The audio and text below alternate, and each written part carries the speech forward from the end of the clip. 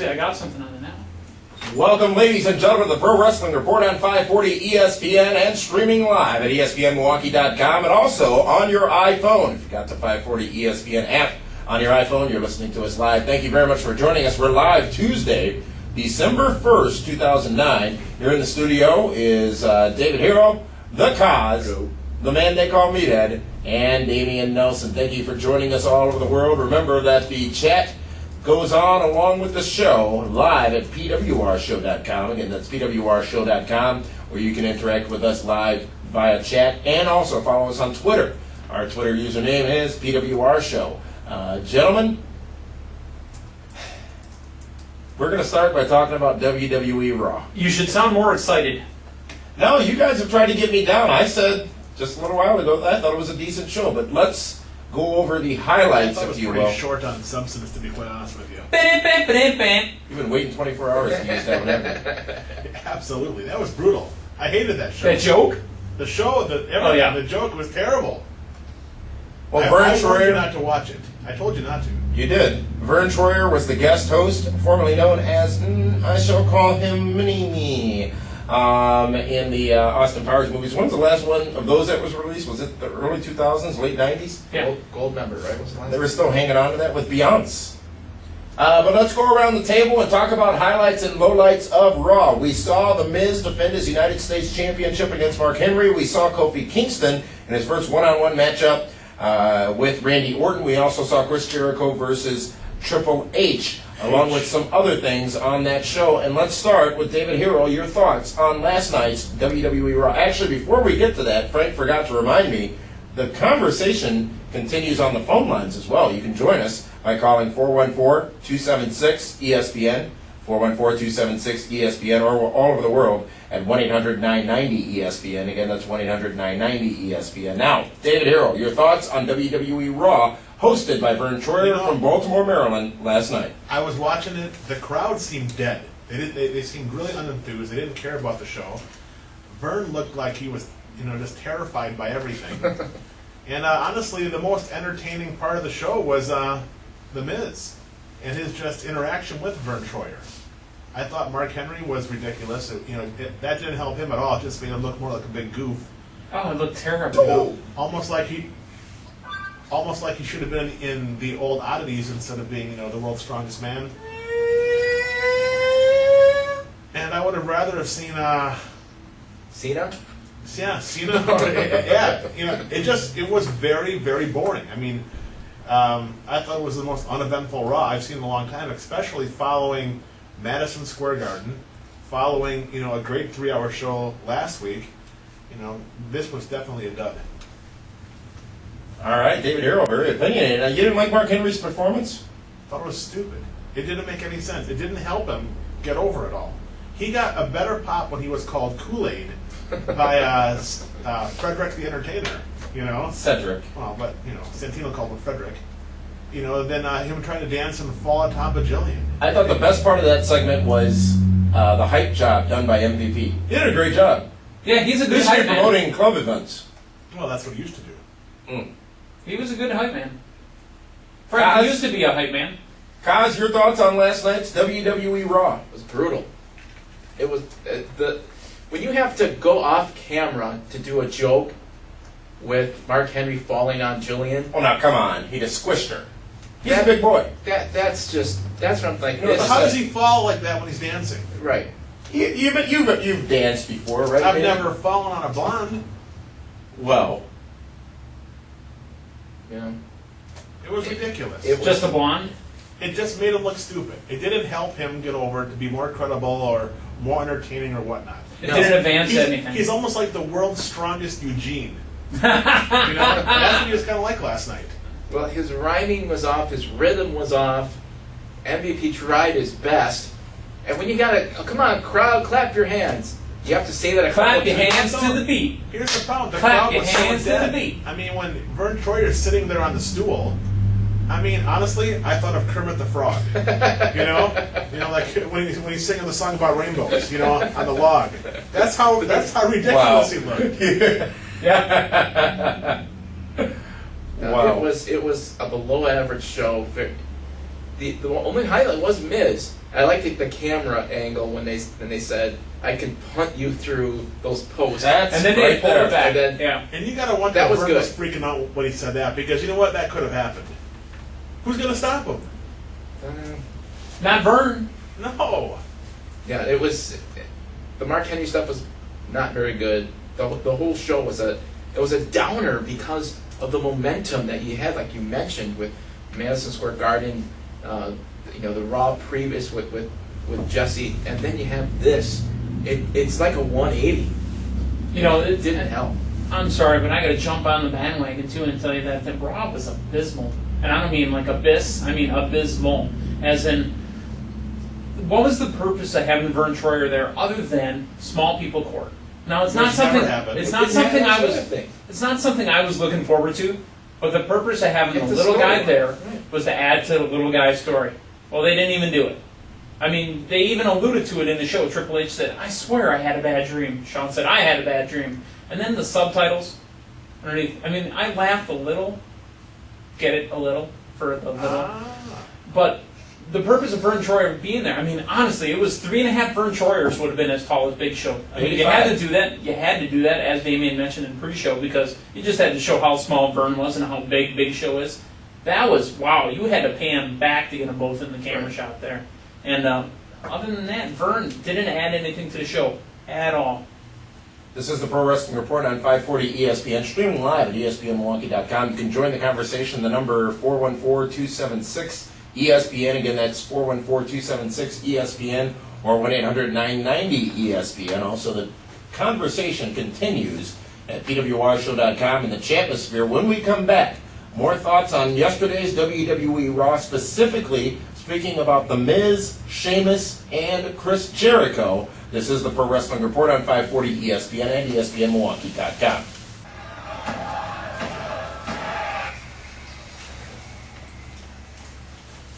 Welcome back to the Pro Wrestling Report on 540 ESPN and streaming live at ESPNShow.com. We're live Tuesday, December 1st, 2009. Fish is producing the show and got the 1, 2, 3 kid out of the way early tonight. Usually that's in the second hour.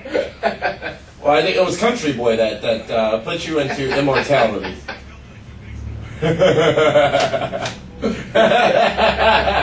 Frank still loves that. This is the Pro Wrestling Report. Damian Nelson sitting here with the Kaz, David Hero, and the man they call Meathead. And we were talking about WWE Raw. Before that, we took that time out. We'll get back to that in a minute. But still to come here tonight on the show, we're going to talk about TNA's latest cause for concern. We're going to have our top 5, a preview of this Saturday night's GLCW Blizzard Brawl in Waukesha, Wisconsin. And also, Road Warrior Animal. Road Warrior Animal will be joining us on this program just at the beginning of the second hour.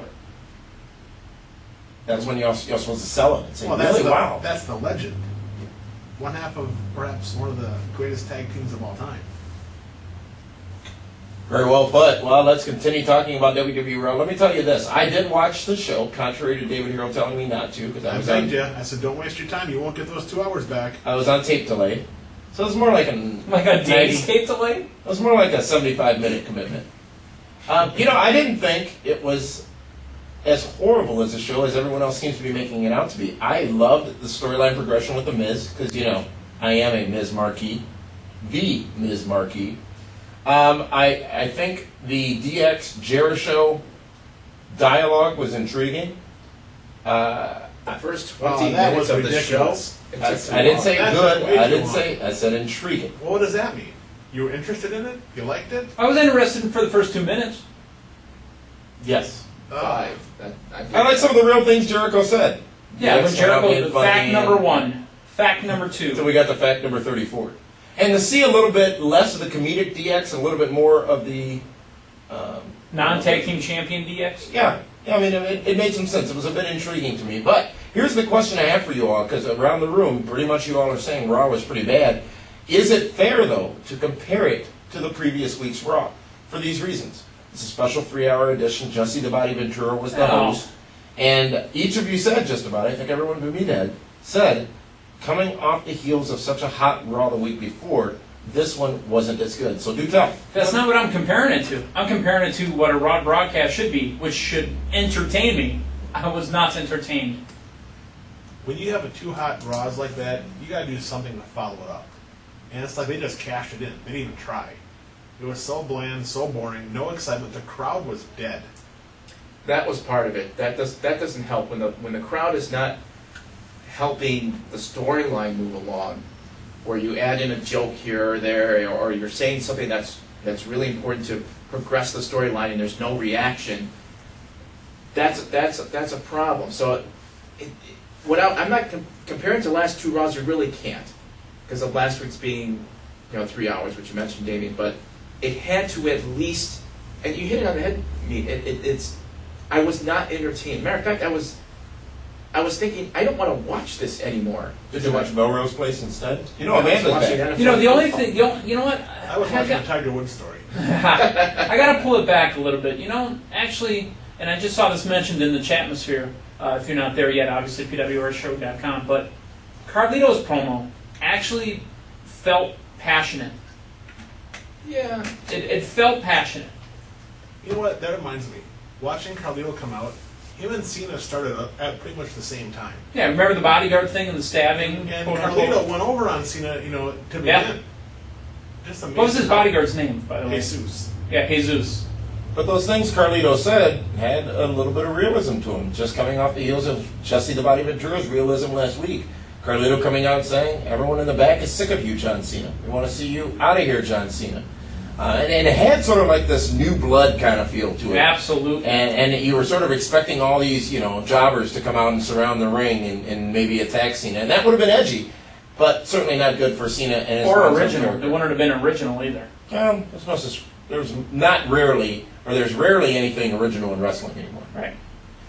But, I don't think it can be compared to the previous week's show, but the question that really needs to be asked is, did it do what they wanted to do, which is to build more interest in TLC, the pay-per-view coming up in 2 weeks? I think it built... Oh, I'm sorry, Frank, go ahead. No, it didn't. I mean, they mentioned that I'm going to be in a TLC match against you, it's going to be a tag team match, and so on, but to me, it's... Unless there's, after that pay-per-view, if there's titles changed, then fine. But no, it just didn't progress last night. There was too many missteps and just not a lot of entertainment. The only thing that really did kind of progress, though, was Kofi Kingston and Randy Orton. You had on Monday Night Raw, you were going to have the first ever one-on-one matchup between Kofi and Randy Orton. And, you got Legacy to come out. First, here came Cody. I still want to fight. Cody Rhodes. Oh, that guy. Here comes Ted DiBiase. But I still want to fight. Was Evan on the show, Dave? No, Evan Moore? No, because you know what? It was such a bad show. He didn't want to be a part of it. He saw the copies. I don't want to be on tonight. But like I said, it kind of there is a build up there. You're waiting now. Hopefully next week there's no interaction. One-on-one, no one-on-one match at the Raw. That they save that for the pay-per-view. There's a build right there. That actually is a hot feud right there. Yeah. They weren't going to get away that match this early. And the moment it happened at 9 o'clock, I think that became fairly obvious. Well, yeah. I mean, you know what? They're booking Kofi and Randy Orton the right way.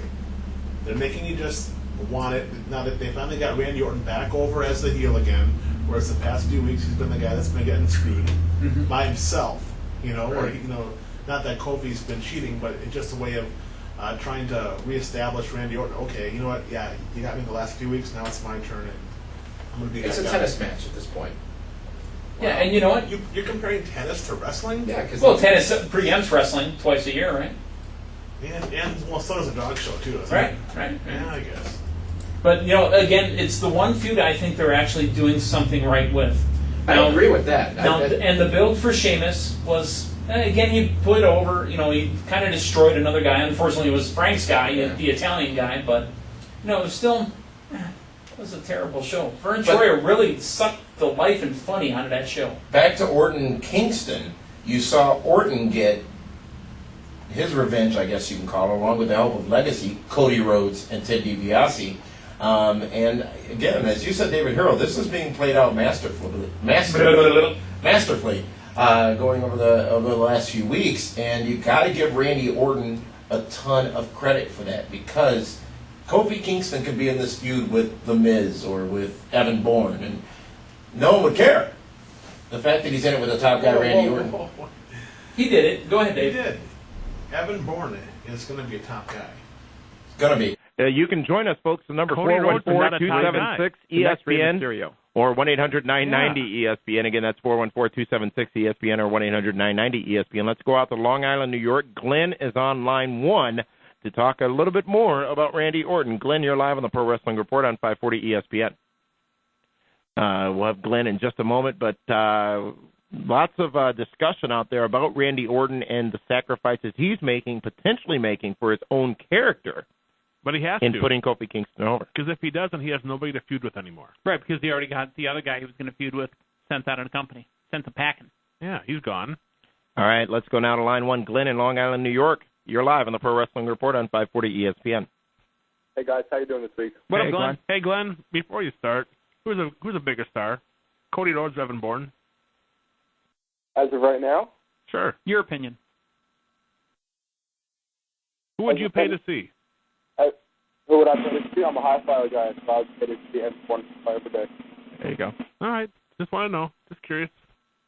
Yeah, let's take it back to 2006 for a second. I want to talk about Rated RKO for a second. Okay. Now, Randy Orton, Edge. Edge is turning face. He's already turned face in the interview. Now, Randy Orton is set to be turning face later on in his career, as every great heel does. Do you think it's possible to pull off a face Rated RKO? A face RKO? Well, it depends on what they do with Edge when Edge comes back. If Edge can come back by WrestleMania even. I mean, Edge is really hurt. You know what it is? I think Randy Orton could be a top babyface, and the only reason why he hasn't been is because he's been feuding with DX and John Cena. I wouldn't be surprised if Randy Orton doesn't get a better reaction than Kofi Kingston in the next month or so.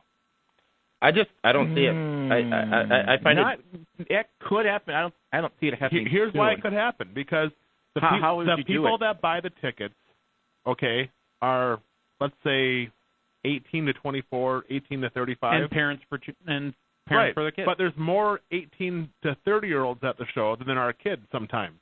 So the ones that are in that other age bracket are going to cheer for Randy Orton the same way they cheered for Steve Austin. I just can't visualize Randy Orton as a good guy. Well, but he is so perfect. He doesn't have to be a good guy. He can be cheered as a heel. Yeah. Okay. The difference with Austin, though, is he kind of played along with, swigging beer, and people kind of related to that. Orton is just a heel, and that's it. That's all he does.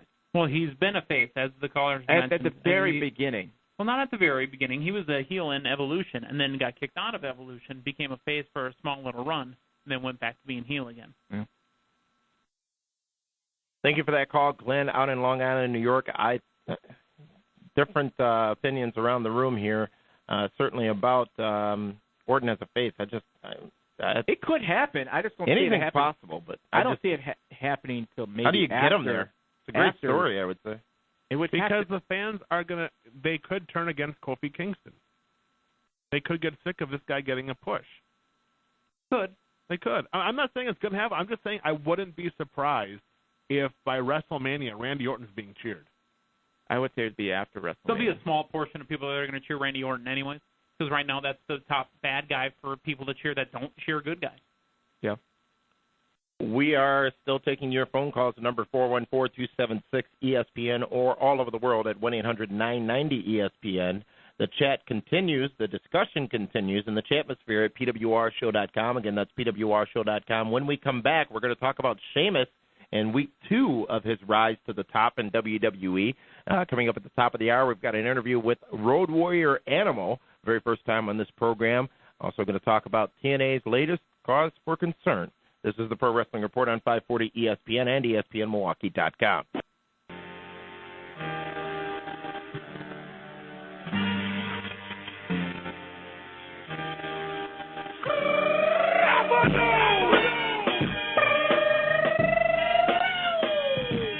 Is it time to go overboard in a promo? Not yet, but it is time for me to go, I'm John Cena, you can't Cena. Welcome back to the Pro Wrestling Report on 540 ESPN and ESPNMilwaukee.com. Damian Nelson sitting alongside the man they call Meathead and the Kaz. Kaz, we've been getting a lot of Kaz lately. You know, that's why my life is so good. I need to be off for another few weeks. There you go. way, He just laid the egg. David Hero also here with us. As Did we you said, say egg? Did you get egg burp? as we said during the break, the conversation continued at pwrshow.com in the Chatmosphere. Meathead, what are some of the highlights of things that went on during the break in the Chatmosphere? Well, during the break, for example, One Man Dynasty says Orton doesn't want to be a face or a tweener. He said in an interview here in England he hates being a face. Yeah, but that's not his decision. Whatever's going to bring the money. Nobody said it was his decision. He just went ahead and said it. Right. I mean, he's comfortable in his role, but you can't stop the fans. And then, you got They like also Fishhead can't stop the music. Hey, you got like Fishhead 2100 saying Samoa Joe is a great tweener. So the conversation continues on Randy Orton.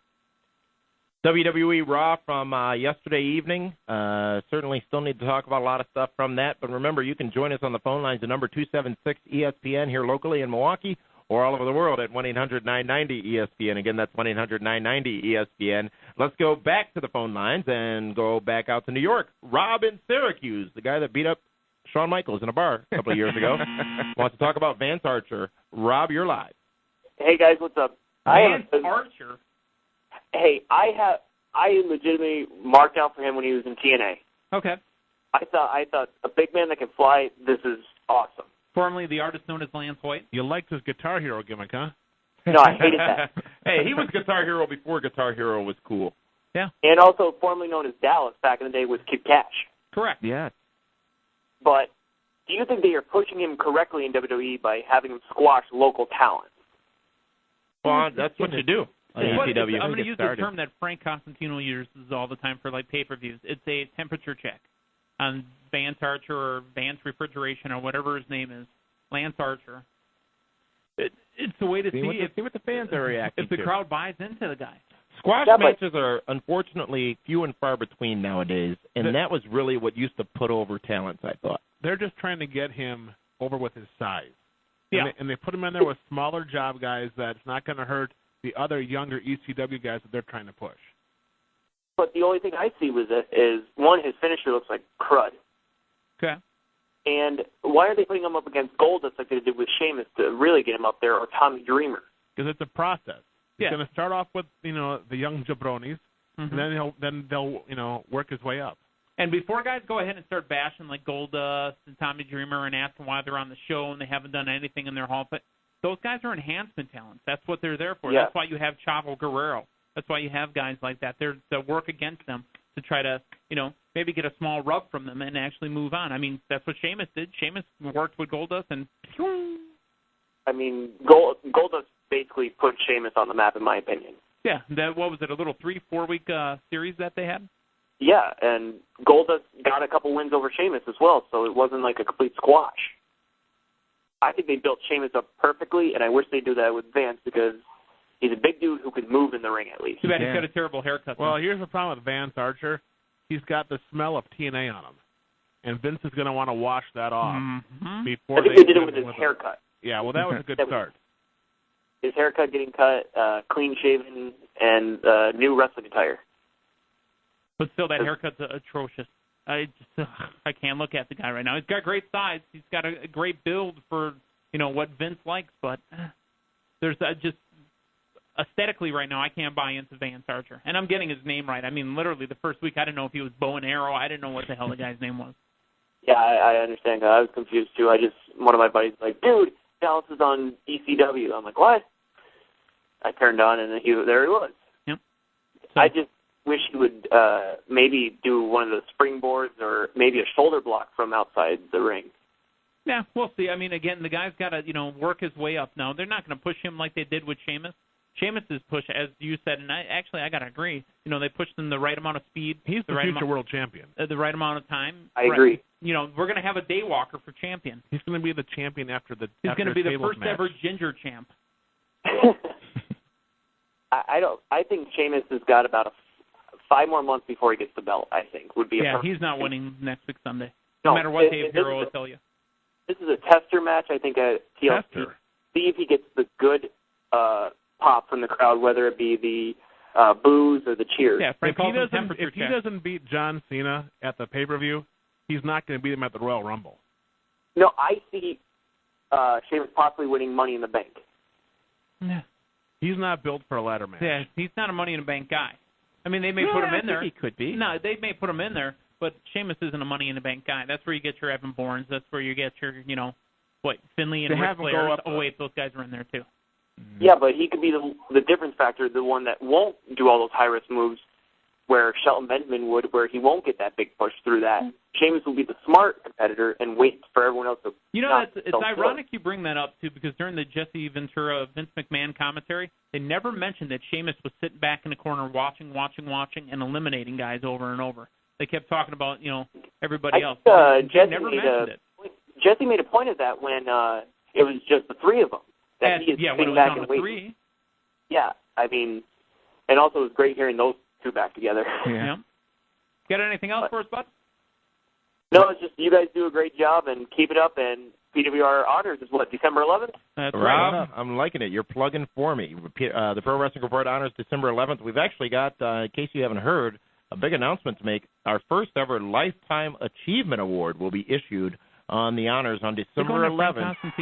And accepting that award, he will be part of the Honors broadcast, and this is huge, folks. Ooh. Bobby the Brain Heenan, the first ever Lifetime Achievement Award recipient for the Pro Wrestling Report Honors, and he will be accepting that award on the broadcast of the 2009 Pro Wrestling Report Honors coming up next Friday on PWRshow.com. You know what? There's also another really big, super huge announcement.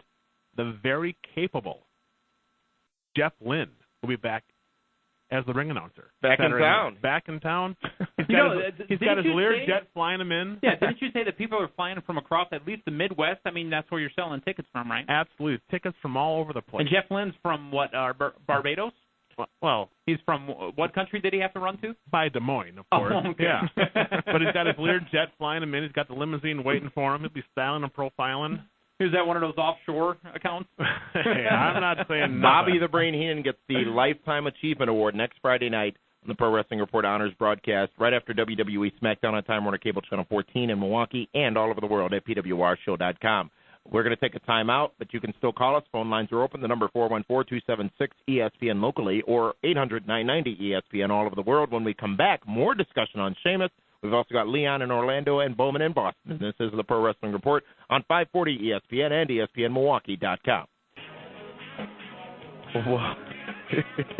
Welcome back to the Pro Wrestling Report on 540 ESPN and ESPNMilwaukee.com. We're live Tuesday, December 1st, 2009, and just about 30 minutes away from our very special guest tonight, Road Warrior Animal, making his first appearance here on the Pro Wrestling Report on 540 ESPN. Road Warrior Animal, one half of what some say the best tag team of all time in professional wrestling. We'll talk to him later, and you can call in before that, though. The number, 276-ESPN, or all over the world at 1-800-990-ESPN. We're streaming live at ESPNMilwaukee.com, also at PWRshow.com. And if you haven't done so already, make sure you do two things. Subscribe to the Pro Wrestling Report on iTunes. You can do that to get our free video and audio podcasts at PWRshow.com. And also the iPhone app for 540 ESPN. You can pick that up at ESPNMilwaukee.com and listen to the show on the go. Let's continue on the phone lines to a very patient Leon in Orlando, Florida, who wants to talk about Gail Kim and her time in WWE versus her time in TNA. Leon in Orlando, you're live on the Pro Wrestling Report. How y'all doing? Good, Hey, man. we're doing fine. You sound to be on a mobile. Are you anywhere near Orange Blossom Trail? I am now near OVT right now. I am on my way to go get my girlfriend. She stays in another part of town, though. All right. Okay. The other part of town. Hey, are you hanging out with Tiger tonight? Say that again? No, absolutely not. Oh, okay. Yeah, because you got to watch out for girls in 9-irons. Right. Let's talk a little bit about Gail Kim, Leon. All right, my question about Gail Kim is, I mean, you know, I watched her transition. I'm a real big fan of women's wrestling, women really actually wrestling. She moved from TNA to WWE, and I just want to know what are your thoughts? Do you think she's content with her role as seemingly like just a baby doll or just put out there for show, and she literally like wasted her talent being in WWE versus her being able to go all out in TNA. You know what? I'm pretty sure Gail Kim is not overly pleased with her role right now, where she's at on Raw. But let's face it. I mean, what the contract she was offered from TNA was insulting. I mean, for some of that they were putting, the entire Knockouts division around, they offered her very little money. So she has to do what's best for her and get some job security and get some money and get paid. And you know what? That's what she's doing. She's got a great deal working Raw. Of course, she works far more dates. But right now, your average knockout or diva has a good 4 or 5 year run. A shelf life, if you will. Yeah. And it's, you know what, Dave, you're exactly right. I'm going to jump right on top of that and say you have to do, and, here being at the sports radio station, we've talked about this even on the other shows, Frank, about athletes. You can't really be upset at an athlete that tries to get the most money they can when possible, because anybody would do the exact same thing in the exact same situation. Now, Gail, she isn't being really used to put Gail Kim over. She's being used to put over Alicia Fox. She's being used to put over other female talents. That's why she's always in these tag matches where she's with these other females, the younger, more less experienced talents, right. And she's there to help them work. I mean, they brought in Gail Kim kind of like a Goldust. I mean, I hate to say it for Gail. I don't know if I'd compare her to Goldust. I think but my point being is she's her... a female enhancement talent right now. Right. Well, I think being that she's good in the ring, she's helping other wrestlers out, and then, unfortunately, I think she's hoping, okay, if I do this, they'll give me something later on, and that's risky because you have no control usually on. Hey, it's possible. I mean, there could be a push for her if the right story comes along, if the right angle comes along. I'm still convinced she's going to turn heel, because with the exception of Maurice, there aren't any strong heel divas on Raw. No, a couple. That's about it. And think about it. Jillian's probably next, but she's not a good worker. Michelle, MC Jillian just got Mark Henry fell on top of her. So what is that? So that shows you what kind of respect that for Jillian. Well, she's never going back now. There is Maurice.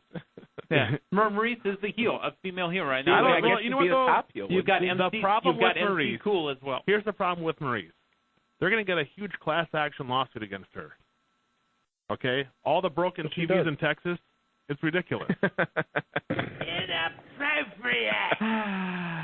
David, Octavius Hero. But listen, I believe with Gail Kim, she's had great matches with Kelly Kelly, which was on Superstars maybe a month or so ago. Yeah. It's the best match Kelly's had. It's been on Superstars. Who watched it? Well, right. About 1.5 million people. But here's the thing. And then with Alicia Fox, she's helped her out a ton as well. Hey, she had a good... Oh, she wasn't on Raw. That's what... There we go. We just got to the bottom of it. It's because Alicia wasn't on Raw. It's because she has so many dates in her contract. She can't work every Raw. But, I mean, we can attest to at least seeing the girls on the road together. That's kind of what Gail Kim is for. She's helping these girls out. All right, now you brought up something that I want to bring up. Well, when I saw Alicia, there was something I wanted to bring up, too. No, that too. Notice yesterday on Raw when they're talking about if Jericho loses, he's off of Raw. Yeah. Now, this is coming from DX, which is the top tag team, I guess you can call it. In the non-existent tag team division. I know we argued about this forever and ever and ever, but if you're going to, that's to me, they are knocking SmackDown.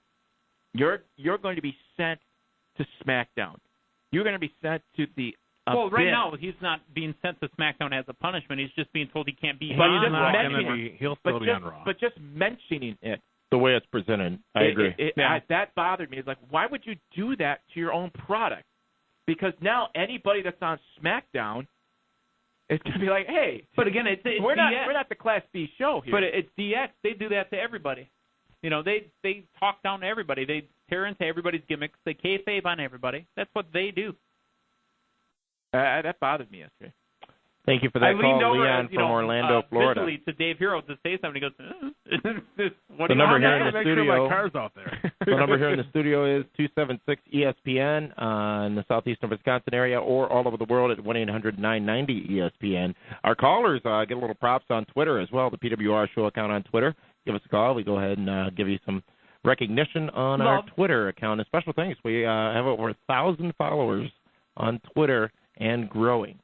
10,000 strong. And growing. Let's continue on the phone lines. Let's go now to line 3 out to the East Coast. We've got Bowman in Boston who wants to talk about new WWE stars. Bowman, welcome back to the Pro Wrestling Report. Hey, what's going on, guys? Bowman, what's happened? You scared Dave Hero. He had to get up away from his microphone. Oh, did Dave here get up? Did he just have to go to read a memo that Kofi Kingston's over? Hey, yes. I've been yes. over. Hey, yes. I've been sitting there for the past few weeks. I'll know when I'm wrong. 1 week. And then Bowman, it's okay because I'm a softball pitcher. I'm used to just throwing up easy ones. It's all right. Yeah, just had to remind Dave here of that, you know. He did Sometimes concede. he forgets. He conceded earlier than Al Gore would have. What I want to talk about is it's pretty interesting. I like how they're really promoting the new talents in WWE. I've been talking about that for a while, but now they have that new WWE magazine out, really putting them out there. I think that's really cool. They're doing it, not just doing it on one brand, they're doing it on all 3 brands, even putting ECW guys out there as well. With John Morrison in the middle of the magazine. Yeah, so that's their head top new guy. But there's supposed to be a John Morrison DVD coming out. Is that right? That's what I've heard. Oh, yeah. Rockstar, I think it's called, or something like that. I don't know how. It's going to be a lot of SmackDown and ECW stuff. But what I also want to talk about, I think Dave Hero's kind of crazy and thinking Sheamus is going to win the WWE. Oh, my gosh. Well, Dave Hero's, he's cocky, so maybe he's the only way he would honestly win this title is he wouldn't go over clean. It would have to be something like Randy Orton coming down and interfering. Like shenanigans? Well, think about it, though. It's a gimmick match. So he can do whatever he's got to do just to put him through a table. Yeah, but I don't think that's going to happen. You know, the reason he's booked in this match is because, contrary to popular belief, John Cena does very well with new guys that are up and coming. They usually end up being something else down the road. And an example of that manga was he ended up in the Battle of Billionaires. I mean, he even worked with Great Khali, and people thought to recognize he was actually in the WWE. Mm-hmm. Well, then you have the Miz, and look where the Miz is right now. If there's a match that's suited for John Cena to get screwed and not lose clean, it's this match. Yeah, but I don't. Because Cena can rebound from that fairly quickly. Right, and that's exactly kind of like what Kurt Angle's doing with Desmond Wolfe. I don't think you want to do that to the WWE title right now. I think you want Sheamus to lose and be angry, and then what ends up happening is you get a very interesting Royal Rumble where you can get a lot of young guys vying for that shot. But you mean that final 6 or that final 8? And have a good chunk of young guys in there. What you guys are missing is the problem is that when Cena and Orton had their feud, it was maybe 50-50, 60-40 John Cena. So they had to get him away from that and put him in there with someone that the fans are legitimately going to hate. That would make it 90-10? Absolutely. I still think the fans are trying to realize how to react to Sheamus. That's right. I don't think they've had enough time to hate him yet. I think they're just booing him because you're putting him against, he's attacking the top. They're booing him because they can see right through him. The guy's transparent. Well, and we're still going to talk. We're still going to talk in a bit more detail about Sheamus and specifically some of the backlash that's out there that you just referenced, Bowman, since his rise to fame last week on Raw. I think it's interesting to put him in there and create a new dynamic. I don't think he's going to win, but I think what I would like to see is eventually, I think, him look strong but lose, and then try to transfer his push to try and get the title into the Royal Rumble, maybe get into the Royal Rumble match, and maybe even have what I would like to see at the end of the Royal Rumble this year would be the final 2 to be Kofi Kingston and Sheamus. So you're saying one of those 2 guys is going to headline WrestleMania? Come on, no way out. Royal Rumble is headline WrestleMania outside of The Undertaker, who didn't even headline WrestleMania the year that he won it. Who won the Rumble last year? Randy Orton. It was John Cena. No, that was 2 years ago. John Cena won last year. That was 2 years ago. No, it was 2 years ago. And when John Cena won, he got his title shot at the next pay-per-view, and then they had their match at WrestleMania 24, right. And he didn't even main event. Last year being 2009, this year. Yeah. Got it. Who won Understood. 2009? Remember, when we think wrestling starts. Who won 2009? The 2009 Royal Rumble? Yes. Randy Orton. And was he in the main event at WrestleMania? He was in the triple threat, I believe. Yeah, so he went on to WrestleMania. He was a headliner. Who won the year before that? But he it was still had John to wrestle Cena. for it. John No Cena didn't main event at WrestleMania. The Undertaker the year before didn't main event at WrestleMania. Edge I and think Undertaker. before that. Yeah. Well, okay. Well, Undertaker doesn't. But there's really 3 main events at WrestleMania. There's the Taker streak, there's the World, and then there's the WWE title. ECW is not a main event. Matter of fact, So those it's a are the dark 3 main match events. at the time.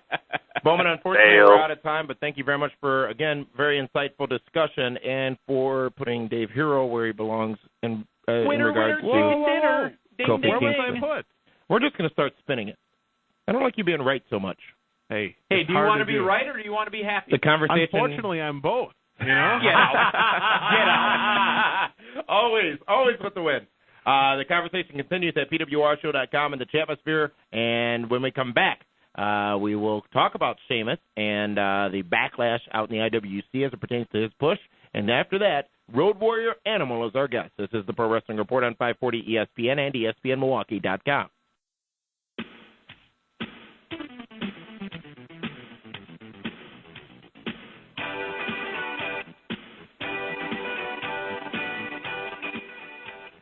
I'm not a nugget. Welcome back to the Pro Wrestling Report on What was 540 that? ESPN. That was a look between you two. I can't even see him. I got 12 monitors in front of me. It's like the calling- magic wall. I'm like John King. Were you calling Frank a nugget? This is the Pro Wrestling Report on 540 ESPN and ESPNMilwaukee.com. We're live. Tuesday night, December 1st, 2009. Meathead, during the break, had some conversation going on in the Chatmosphere. Let's refresh the world as to what happened while we were away. Well, obviously, One Man Dynasty, making sure that Hero knew that it was Randy Orton that won.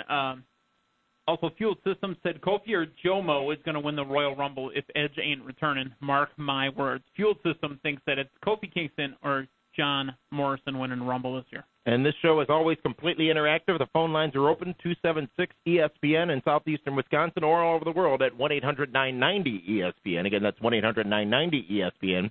As we said, the conversation goes on at pwrshow.com in the Chatmosphere. Also, you can follow us on Twitter.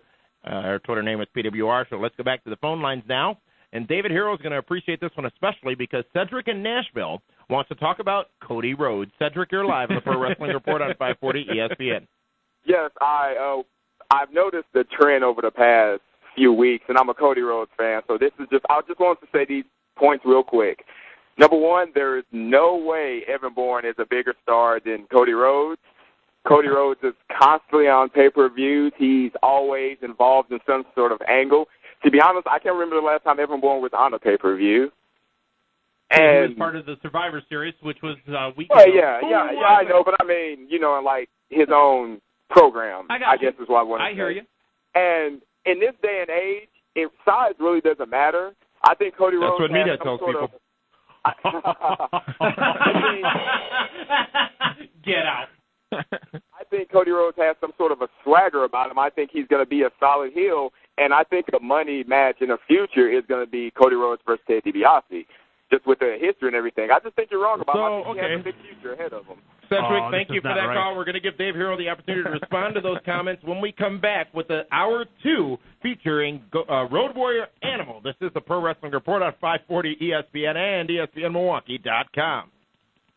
Do it live. I'll write it and we'll do it live. Thing sucks. You see, KYJ, things have changed just a little bit since the last time you were here. I think you should see your oculus. Nothing wrong with my feet. I'm talking about your eyes. I can even make my ass do tricks. Watch this. You have any idea where you are? You're in the jungle, baby. This is WCW. That's right. Hold on. For over 10 years, the world's #1 source for professional wrestling news and information. And once again, here's your hosts, Damian Nelson, Frank Cosentino, and the man they call Meathead. This is the Pro Wrestling Report on 540 ESPN. Welcome to Hour 2 of the Pro Wrestling Report. We're live Tuesday, December 1st, 2009.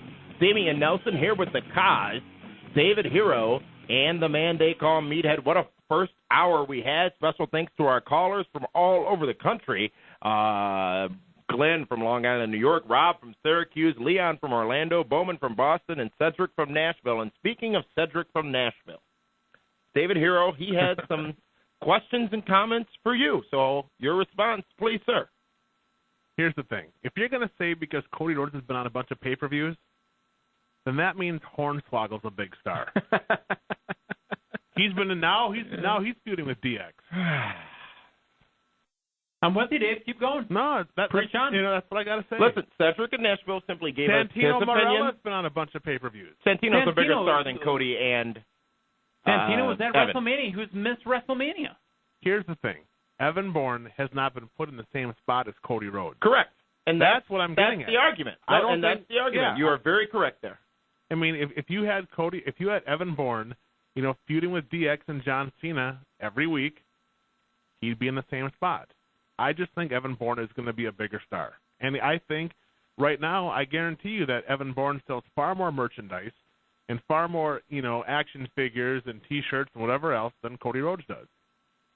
Well, we were also waiting for DiBiase and Rhodes to break up. And that's got to be the next step. Really? Why? Don't you think? Why can't they just be a tag team together for a while? Well, then get him in a tag team. Well, I mean, you got everybody also saying that somebody's got to break up, somebody's got to turn on somebody. I don't think so. DiBiase's got a movie coming out, so he has to be faced. Blah blah blah. That You know what? doesn't have to happen. The Road Warriors never broke up. Demolition never broke up. The But, I British mean, Bulldogs never broke if up. they The never Hart break up, Foundation never The broke up. Rockers broke up. The Rougeaus never broke up. but Evolution broke Well, up. that's back when they had a tag team division, unlike what they have now, because they don't have a tag team division. It's a joke. DiBiase and Rhodes are best suited to stay a tag team. Right now. I'm thinking for the next few years. Yeah, absolutely. Not within the next few weeks. Here's the thing about the Cody Rhodes Evan Bourne argument. It's all about the definition of star. And my definition is similar to Cedric from Nashville's. David's is different from ours. That's fine. It's all about opinions, and we encourage you to share yours with us, whether it be at the PWRshow.com chatmosphere or on the phone lines, the number 276-ESPN or 1-800-990-ESPN. In just a few minutes, speaking of tag teams, Road Warrior Animal will be our guest for the very first time. Frank's going to have a field day with that one. Road Warrior Animal, which is part of the big GLCW Blizzard Brawl 5 show coming up this Saturday in Waukesha. I can't wait to hear Meathead's $1 million question to Animal. And what is that? What we talked about earlier. Sheamus. Week 2 of the Sheamus Elevation on Raw this past Monday night. Your thoughts on how his character was presented after being thrust to the top of the card just 1 week ago by Jesse the Body Ventura. Meet it. It's working. It's still working. Sheamus is he came out, he looked strong. He looked real strong. Again, I mean, obviously you put away Santino, but, he looked strong. Cena. Yeah, he looks strong, and I think they need to keep going the direction that they're going right now. I think it's being done pretty well. They've got two storylines working, Kofi and Randy, and Sheamus and Cena. That's the only two that are working. The rest of it is kind of flat. Kaz, your thoughts on Sheamus, week 2? The momentum is still there. I agree with Meat. The problem that I'm having is I'm trying to take Dave's words and his theory on what could happen, which makes sense. However, I don't know if it'll work. And this is the reason why I say this. Let's say he does win at TLC. He wins that. He's going to have to keep that belt for a while. He can keep it through WrestleMania? No Way Out. No Way Out. He can drop it there. But then, done? Yeah, that's the tough part, because I can see it happen. I could see him winning TLC, but then, all right, now he you're the could lose champ. it the next night on Raw, too. True. Kane's a champion. The momentum is still there, and it's good because we do want someone new. I would like to see him get it some other way, not right away. I think they kind of stalled on Sheamus this week. Really? Explain. Why Santino? Everybody beats up Santino. But Santino made himself look strong. Why not use MVP, use Mark Henry? No, they won't do that to those guys because they got a different thing for them. But I'm just saying, everybody beats up the girls beat up Santino. So how does it make him wrong? Santino lets the girls beat him up. But still, what I'm saying is that they could have used somebody else besides Santino. I mean, if anything, they took one of the most popular guys on the show and let Sheamus put him to the table. That was the idea. Right, to but continue to make him look aspect. stronger, they could have used Are they trying to make him Somebody look else. stronger, or just trying to get more of the heel Well, out of it? they're trying to make him into a monster, but they also got to build him up to give him some credibility that he can beat John Cena. It's too late now because you have John Cena at a pay-per-view in about 10 days. It's not. Well, it's too late. Yeah, that's why if he would have done that to like Mark Henry, they'd be like, wow, he truly is a monster. But you can't do that to Mark Why Henry not? because Who's they're Mark trying Henry to feuding with they're right now? trying to use Mark Henry and MVP have their own thing. Well, but what is it? They're not doing anything. Without offending half of our audience? They're not doing anything. Because you know exactly what it is. We'll offend the host. We'll offend everyone else. It's not a race thing. It is a race No, thing. because right now It ain't a race thing. Listen, It ain't a color thing. You're not answering my it's a question. kicking your ass thing. And can't nobody Okay, stop me. hey, somebody tell me what program Mark Henry's in right now. Mark Henry and MVP are together in the what's supposed to be a tag division. Right, but they have no program with anybody. So they could have brought Mark Henry or MVP out, two of the guys that have actually gotten over and have gotten stronger in the past couple months, and he could have put one of them through the table. It would have meant more than putting Santino through. I think it'll make sense. If Sheamus picks up Mark Henry, which he can do, and power slams him through a table, it tells the fans, the audience, wow, this guy is legitimate. That would have been much more impactful. That's what Cena had done with Big Show. And I'm not saying that sense. he shouldn't do that. I think it's a great idea. I'm just saying that WWE won't do that because they have something else for MVP But and Mark they Henry. don't. They do. They're no program. It's weak. What do they do. have for him? Really? Seriously, you tell me who they're feuding with right now. Who is their program with? Who are they wrestling? Nobody. Miz. No, that was a one-off. That was a one-off. It'll happen again. Here's the and thank you for those points. It sounds like 2-4-1 against that. Sheamus' push continued in the right direction on Monday night. But there's been a lot of backlash out in the internet wrestling community. But you just think it's stalled. It stalled, yeah. He didn't get advanced because he cowered from John Cena. He didn't fight him. Well, that's what he'll do. That's fine. But then when he has a chance to show he's a dominant player, it's Santino. It should have been then maybe Santino. The same guy that Beth Phoenix beat up for the last 6 months. Right. That's true. No better place to end it than there. We're going to take a timeout. The conversation, which was very intriguing, continues at pwrshow.com in the chatmosphere. When we come back, our guest is Road Warrior Animal. You certainly want to stick around for that. Coming up next on the Pro Wrestling Report on 540 ESPN and ESPNMilwaukee.com.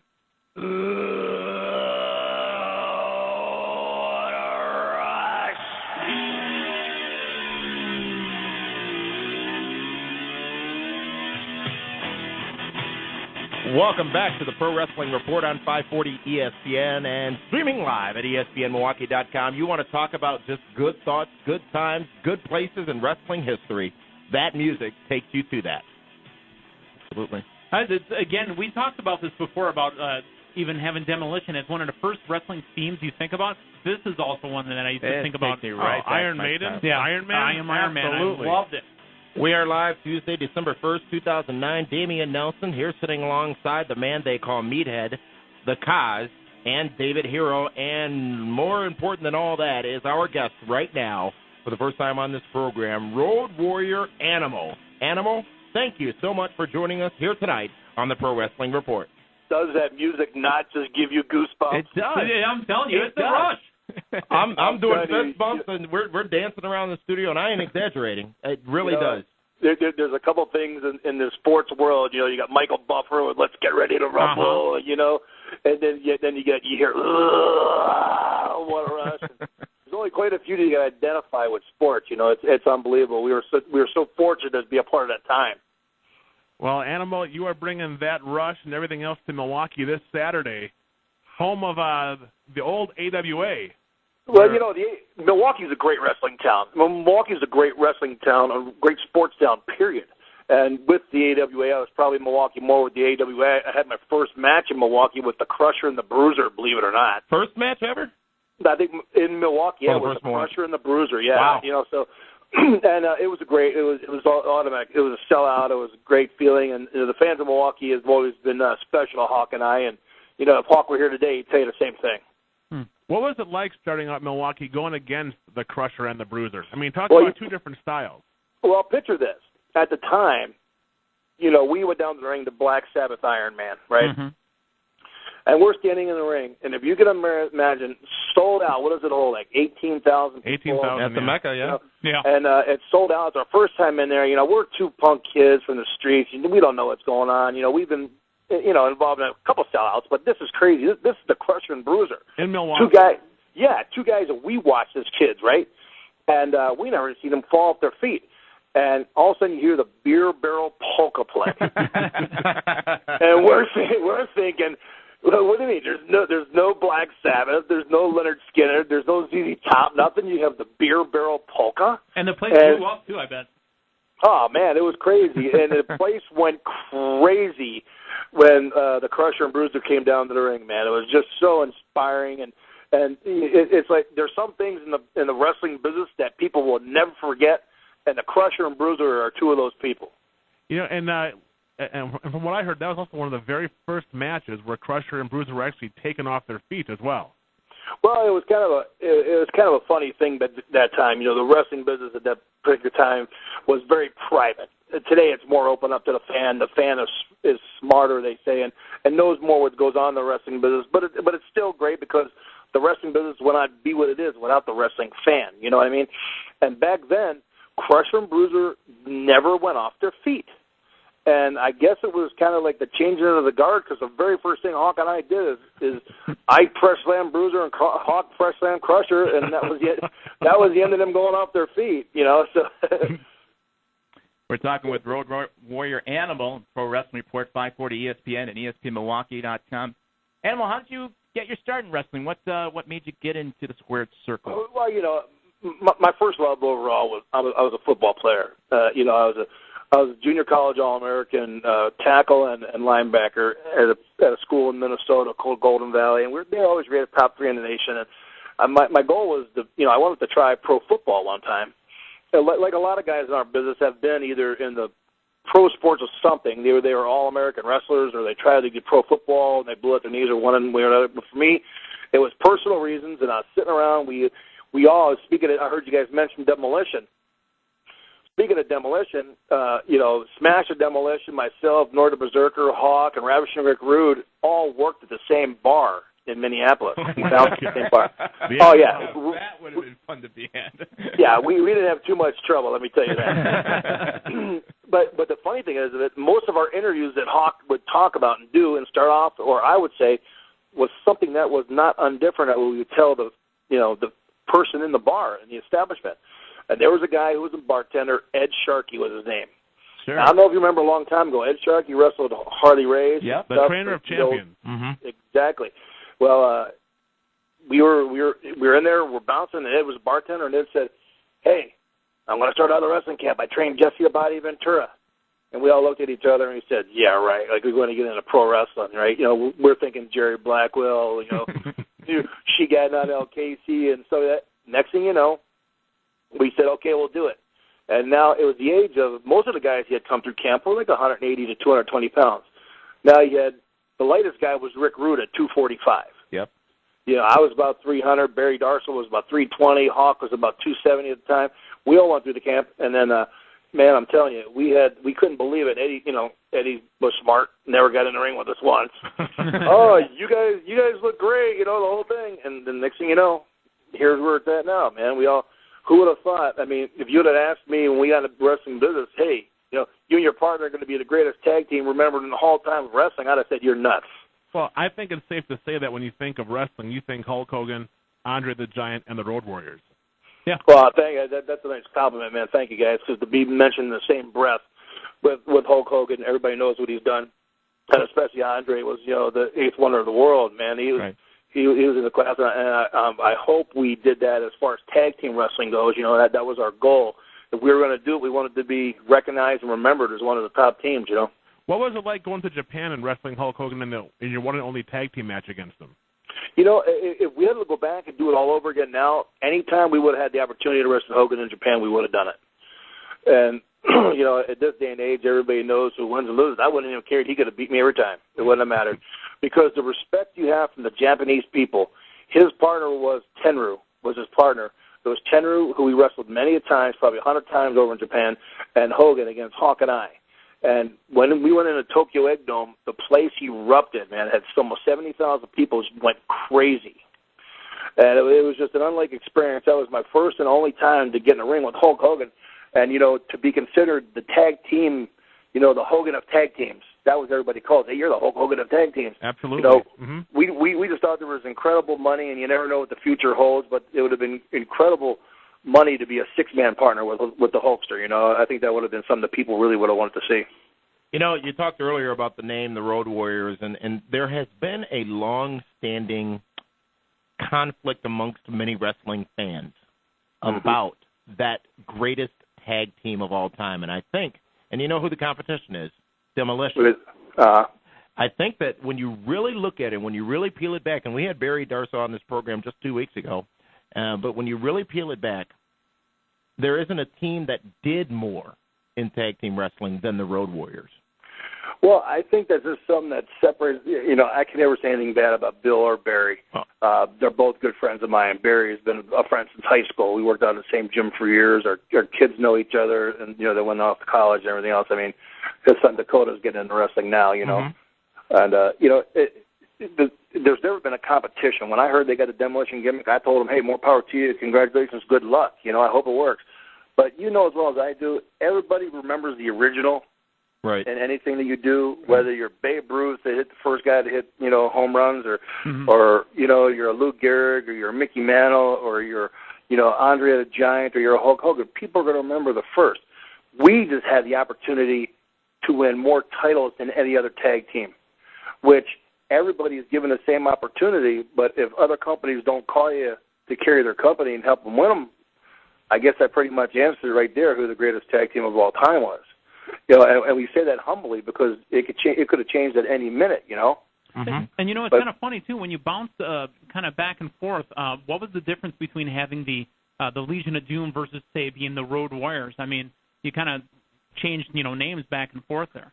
Well, the reason why we had to do that, and I think most of the wrestling fans know this because they read up on a lot of it, was when we went to go meet up with Vince McMahon and talked about going into the WWF at the time.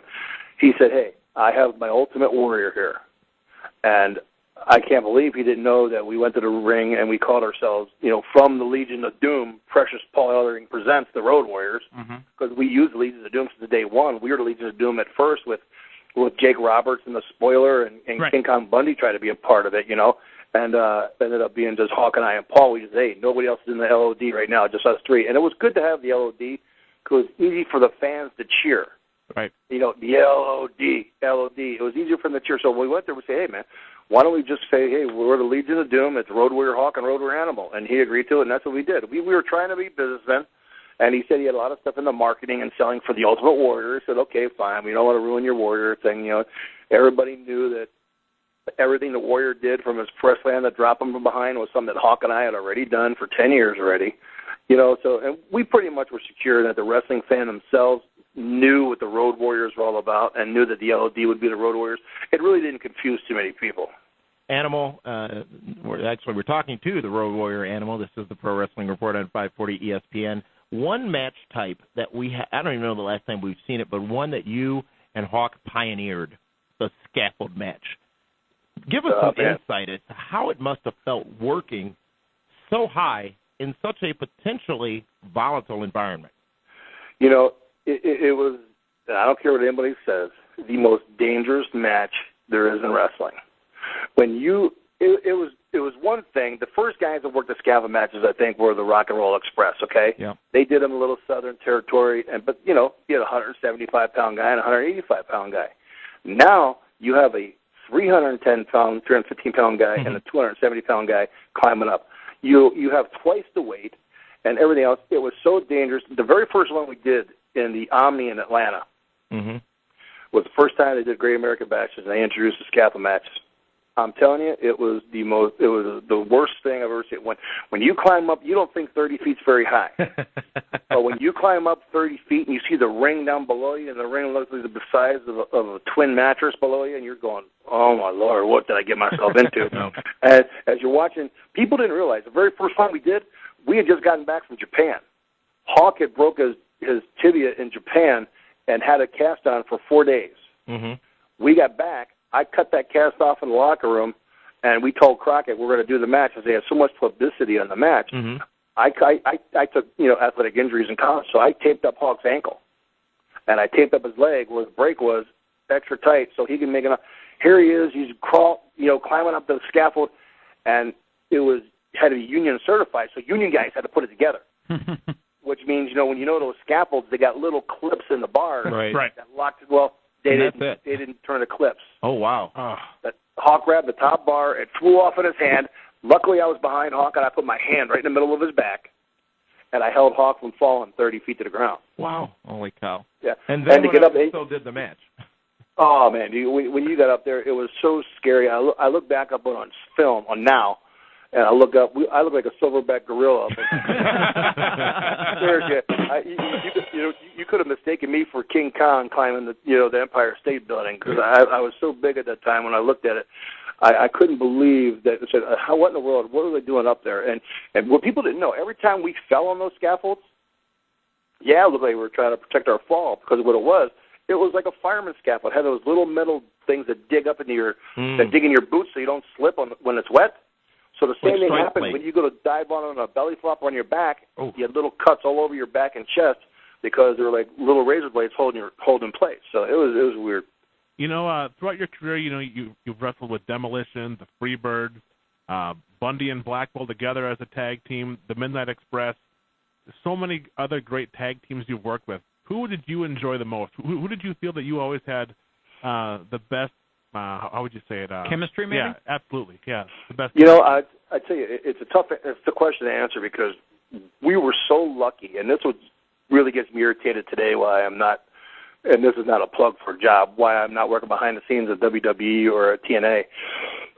I have had the opportunity to work with the best guys in the wrestling business from day one, and what that means for me is I've been taught by the best. The best that tag teams had to offer, from the Terry and Dory Funk, from the Jack and Jerry Briscoes, from the Jay Youngblood and Ricky Steamboat. You know what I mean? I've been taught by the best. Sergeant Slaughter and Don Cornoodle.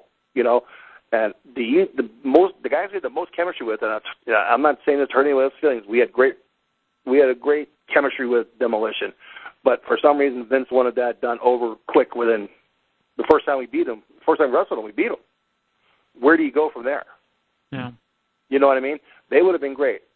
And the chemistry probably came from you guys being at the same bar. I mean, you're working with guys that you would trust. Well, yeah, I trust Barry with my life. And, and that's what people noticed with us right away. They knew that we were going to be able to do those press slams, power slams and stuff without hurting them. We had our best chemistry with the Four Horsemen. And the War Games. Yeah, Tully Blanchard and Arn Anderson, by all means. The Four Horsemen and Flair and J.J. Dillon or Flair and Ole Anderson. Those are the great. When we went around the country in 6-man or 8-man tags, we sold them out all over the place with Dusty Rhodes as our partner with Ellering. Tag team-wise, we had great chemistry with the Midnight Express. The Midnight Express was just fun matches to watch. We would have a hard time in the ring not laughing with Bobby and Dennis fighting amongst themselves.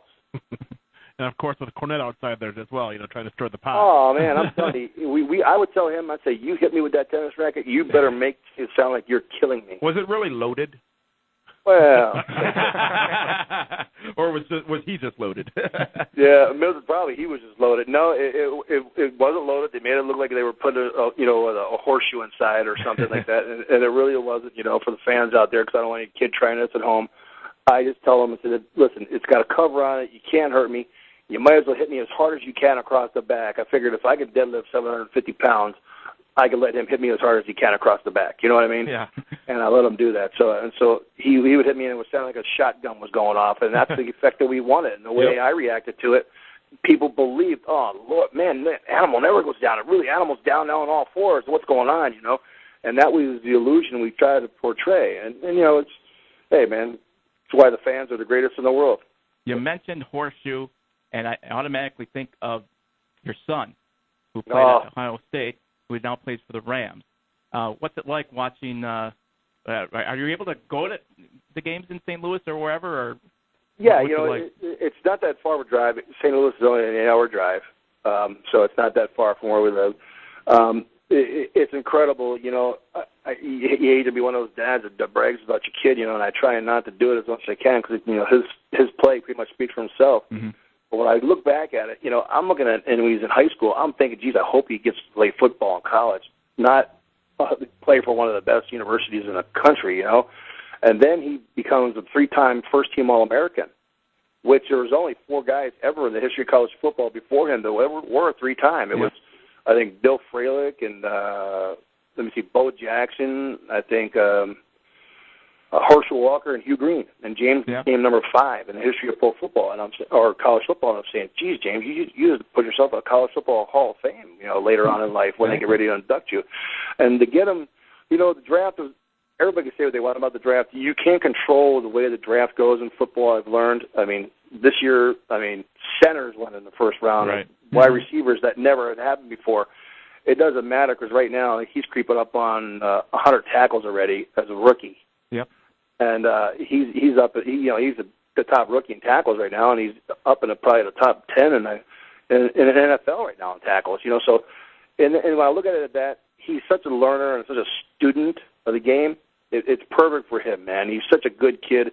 And let me tell you, walking through that, you know, with my brother at WWE, don't be thinking that they haven't been looking at James when he comes walking through there. You know, at 6'3", 255, come walking through, and the kid's shredded. You know.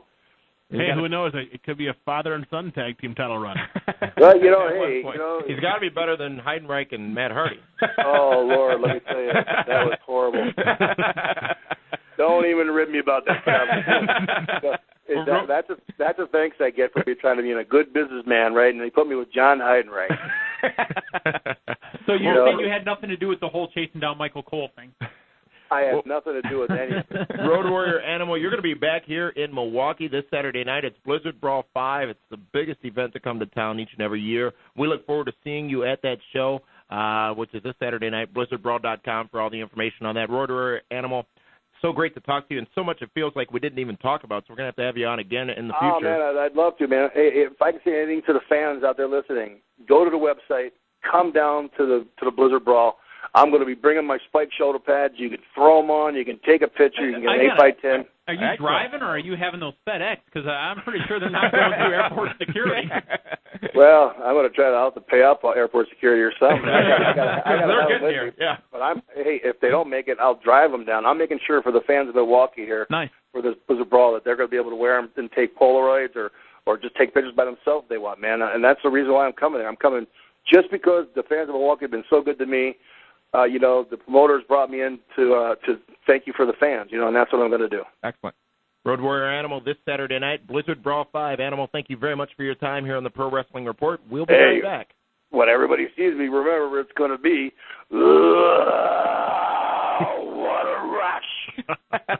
This is the Pro Wrestling Report on 540 ESPN and ESPNMilwaukee.com. It's Tito Santana. Arriba!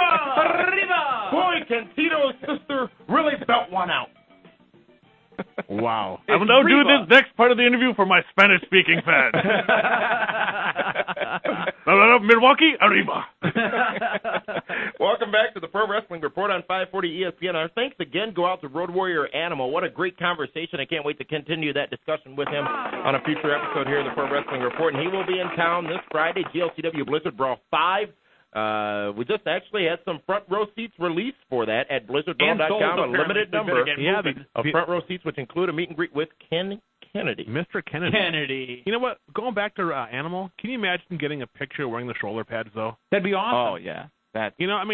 15, 20 years ago, never would have happened. Never, ever. Road Warrior Animal. That's this Saturday. Bobby the Brain Heenan, actually, in addition to receiving the PWR honor for the Lifetime Achievement Award next Friday night on the Pro Wrestling Report Honors broadcast, this Saturday it's actually in the city of Milwaukee, officially, Bobby the Brain Heenan Day. The proclamation from Mayor Barrett, it's going to be huge. And you got the main event, Al Snow versus Road Dogg versus Billy Gunn with the special guest referee, Mick Mankind Foley. Mr. Kennedy versus Armando Estrada in his retirement match. Armando's going to hang it up. Yep. And, all the other guys that are going to be there. Dude, Headbanger Mosh is supposed to be there. Headbanger Mosh, coming to Milwaukee. Well, actually, that's not what I call him. I call him, what was his, Chaz. Beaver Cleavage? Demolition, King Kong Bundy, the ODB. It's the biggest show of the year. Frank's excited about the ODB. You know, Frank? Frank better step up. You know what, Frank? Yes. You finally post on Facebook, and you're hitting on ODB. That's what got Meathead suspended last week. Remember? I'm just wishing her a pleasant flight. You're wishing her a pleasant flight in so you can give her a nice ride out. You know, and here's the thing: Damien already has dibs on her. So you know what? You guys might end up in the ring. No, that's not going to happen. Frank said he's going to try to cop a field. Frank, you're going to get suspended. No. Blizzard Brawl 5 this Saturday, Waukesha County Expo Center. Going to be a great show. Actually, the whole weekend, festivities all over town. Thursday night, King Kong Bundy is going to be at Joker's Comedy Club. Yes, Joker's Comedy Club, his Midwest Comedy Club debut, the King Kong Bundy main event of comedy. And then Friday night, it's the pre-party featuring several talents at the Horny Hideaway, rather. Yes. On First and Beach. And Frank, that doesn't mean start hitting on ODB at the Horny Hideaway. Al Snow, the D-O-double-G, the Road Dogg, and King Kong Bundy will be your bartenders for the evening. Just go to blizzardbrawl.com. It has all the information there. And I hear they have a heavy pour.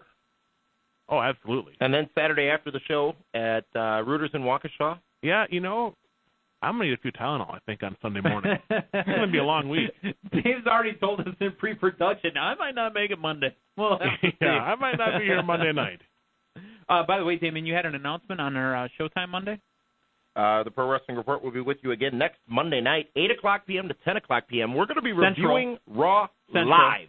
We're going to be on the air with you while Raw is on live next Monday night, a special Monday night show for the full 2 hours. We're going to be critiquing Mark Cuban's performance as the guest host of WWE Raw. And while we're shilling, which I feel like all we've done for this whole segment, available right tonight, pwrshow.com. We've got, I'm not sure how to describe these. I can't believe you've got it in your hand.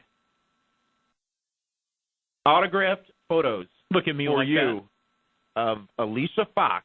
See, you all tease, but now when you see this official Wait, don't license put me in promo about Alicia Fox, Tracy put me Brooks. in that camp. Yeah. 3 different poses of Tracy Brooks, none of which I don't think you've seen before, by the way. Or have much clothing. You know what? Honestly, those were specially made just for us. That's going to be available later tonight at pwrshow.com. And speaking of pwrshow.com, the conversation continues in the Champisphere at pwrshow.com. But Wait, hold on.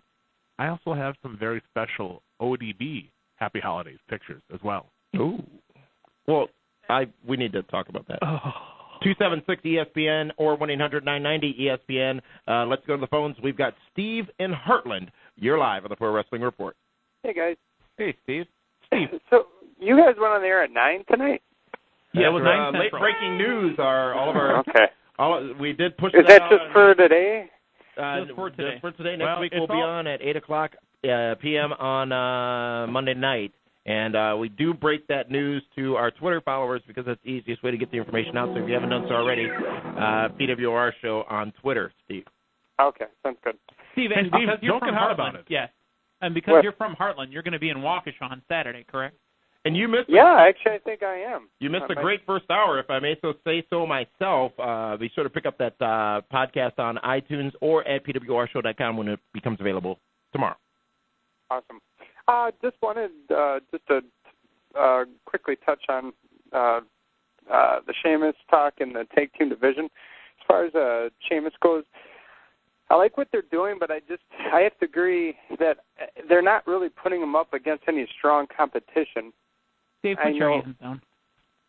Go ahead, Steve. No, go ahead, Steve. They're not really putting him up against any strong competition, and that's why, I can agree, putting him up against Santino. I know he's a loved wrestler, but when you jump him from ECW taking on nobody, the strongest competition he's had is Goldust. So I like the way they're kind of moving him, obviously up to that spot, but I don't like the way they're putting any competition to make him seem like a, more of a monster, I suppose. What do you think is going to happen then in about a week and a half? Well, I'm hoping he gets it, but actually I shouldn't say that. I don't want him to win it's a gimmick match, isn't it? And doing the TLC. tables match. I don't want him to win it in a gimmick match because anybody can fall through a table by someone coming down or some type of. It doesn't look as. I know heels usually don't win cleanly, but I would prefer it to be a regular wrestling match. When was the last time any World or WWE title changed hands in a regular match? That's the problem. They're trying to sell these pay-per-views and they're trying to sell all these gimmicks all Even the the time. WrestleManias were gimmick. It was a triple threat match. Yeah. Taker Batista was one-on-one. Taker Edge was one-on-one. But that was a long time ago. Ed That was Cena had plenty at one-on-one. least a year or two ago.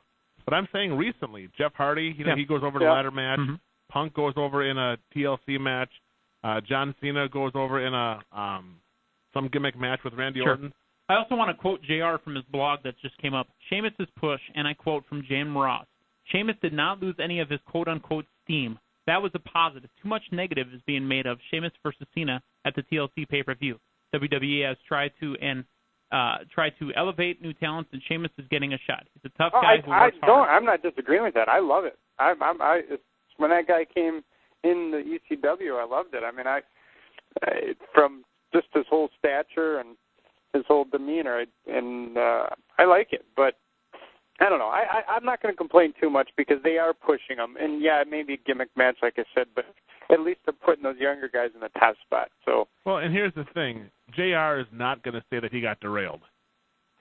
I'm sorry, what? Well, yeah, of course, yeah. He's not going to say anything bad about it, no. Steve from Heartland, thank you very much for that call. We're running low on time. We've got a couple of more callers to get to. Let's go out now to the West Coast in Los Angeles. Chris, you're live on the Pro Wrestling Report on 540 ESPN. Hey, what's up, guys? Hey, Chris. Yeah, I just want to say I completely agree with David Hero on Sheamus' push. It's ridiculous to keep having him beat up these nobodies and not put him in there with at least a guy in the caliber of Mark Henry or someone that's just believable, because it's hard for me to believe he's going to do anything with Cena when all he's beating up are these puny nobodies. And that's no disrespect to... But also remember, it's only been going on for 2 weeks. Yeah, and they don't have much time to elevate him. And that's exactly why they should have him. This past weekend, he should have been in there with at least Mark Henry or at least somebody, who's just believable and credible. I mean, I agree. Like, yeah, it's only been 2 weeks, but I mean, they knew this before. That if they knew they were going to put Sheamus in this type of match, then they should have started the push with him a long time ago. Shelton Benjamin was a credible opponent. But no one saw that because it's on ECW. Well, yeah, that's a good point. I like the way Shelton's being used right now, though. I think he's Christian's little buddy. Yeah, I don't know what's going on. I hope that they, at least they're giving him a one-on-one match on a pay-per-view, so baby steps, I guess. I don't know. It seems like they have this rule that they can only push one black guy at a time in the top spot. That's just...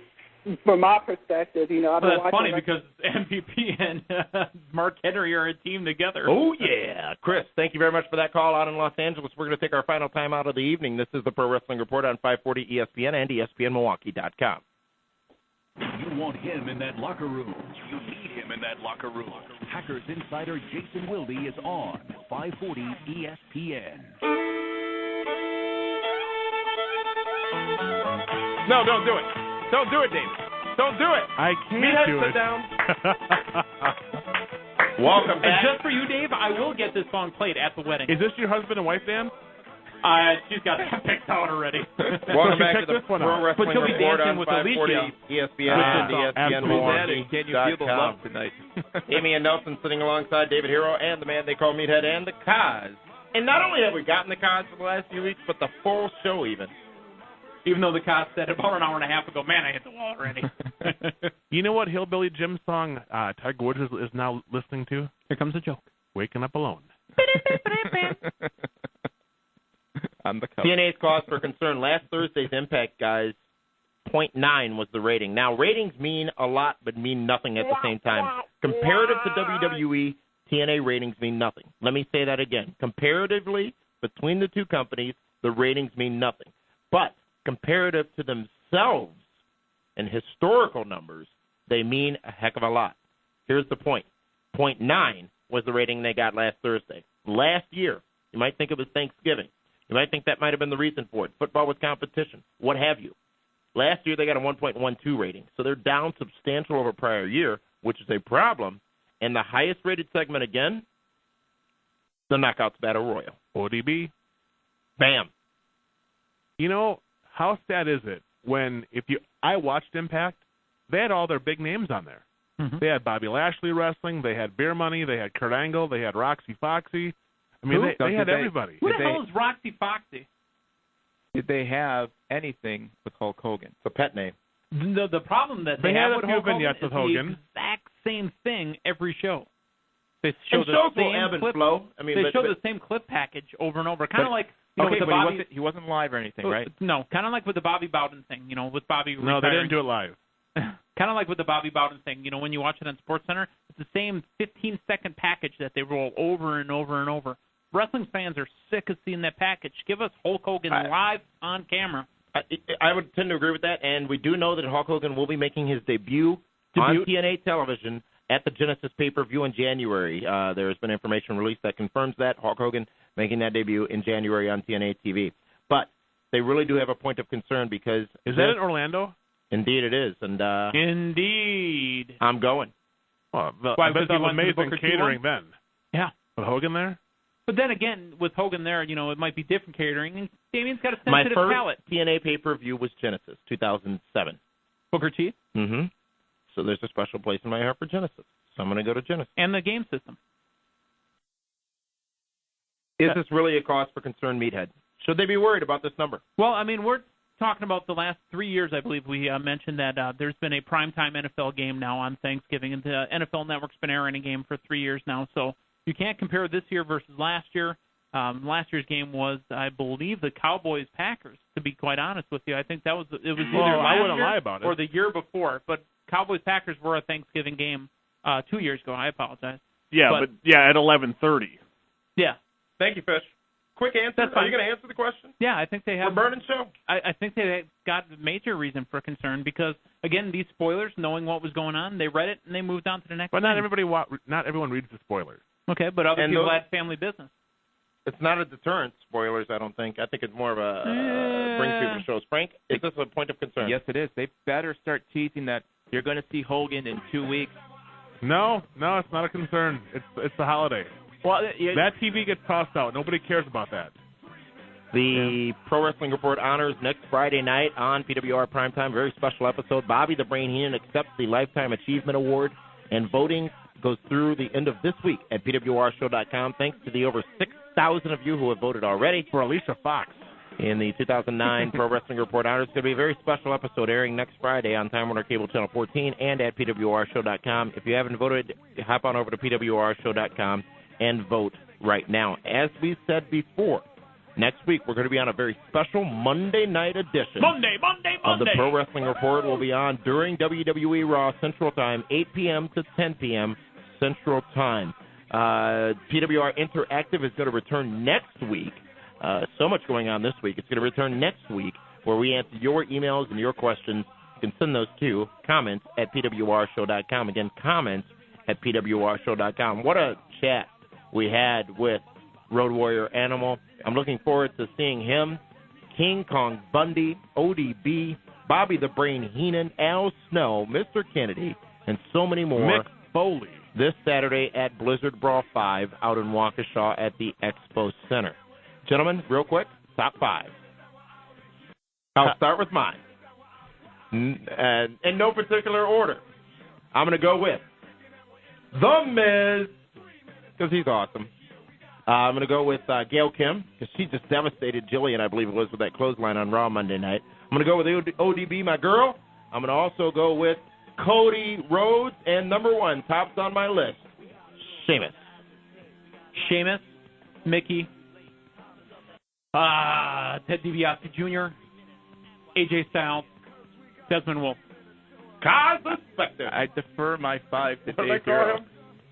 Mick Foley, Mr. Kennedy, You two are just such- Armando Estrada, His Bobby name. Heenan, and Road Warrior Animal. No, A Fox? She wasn't on. I got Blizzard Brawl to promote right now. BlizzardBrawl.com. Go for tickets. PWRshow.com. All the information about that show and this show, obviously, including our airtimes for next week. And what a show. Thank you so much to all of our callers from all over the country tonight. We appreciate you giving us a call and being a part of the program. We'll see you again next Monday night, 8 o'clock p.m. Central Standard Time during WWE Raw on 540 ESPN. It's the Pro Wrestling Report. Be sure to tune in and stream it live wherever you may be for the man they call Meathead, the Cos, and David Hero. This is Damian Nelson saying see you at Blizzard Brawl Saturday night at the Waukesha County Expo Center.